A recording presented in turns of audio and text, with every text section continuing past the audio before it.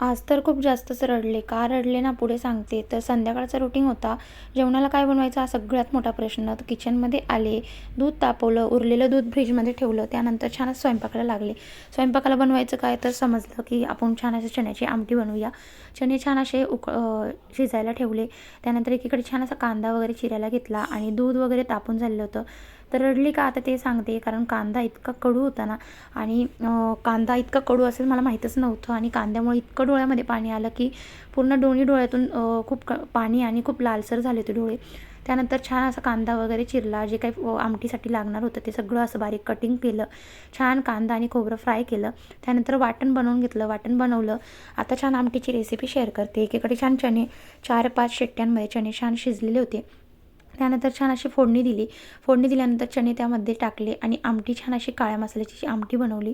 आणि हो, चॅनलला सबस्क्राईब केलेलं नसेल तर सबस्क्राईब नक्की करा, लाईक करा, शेअर करा, कमेंट करा. चला भेटते, बाय.